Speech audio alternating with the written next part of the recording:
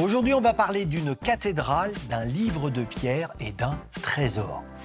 Direction Angoulême, l'une des capitales historiques de Nouvelle-Aquitaine, réputée pour son exceptionnel patrimoine.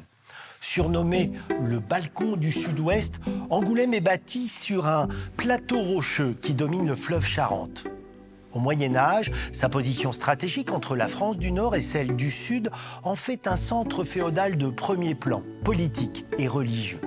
Pour affirmer son statut, on lance au XIIe siècle la construction de la cathédrale Saint-Pierre. Contrairement aux autres cathédrales de cette période, qui seront le plus souvent reconstruites en style gothique, celle d'Angoulême a conservé le style roman originel. Sa façade est unanimement reconnue comme un chef-d'œuvre.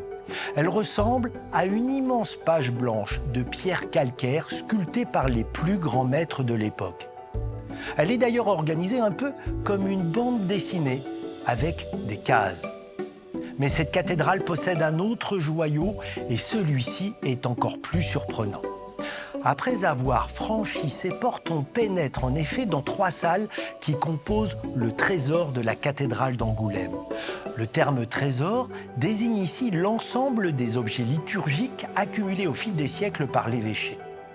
En 2010, l'État confie à Jean-Michel Othoniel, un artiste français reconnu internationalement, le soin de mettre en scène les quelques 150 objets de la collection. Le résultat est spectaculaire. Une œuvre totale dans laquelle le visiteur est immergé. Encensoirs, reliquaires, calices s'offrent au regard dans une explosion d'or et de couleurs. L'immense vitrail est composé de 10 000 pièces de verre, avec 9 nuances de bleu, la couleur de la Vierge Marie. Ces perles de verre ont été soufflées une à une à Venise, sur l'île de Murano. L'idée était de montrer que l'art moderne s'inscrit dans une continuité et qu'il est possible de faire cohabiter histoire passée et vision contemporaine.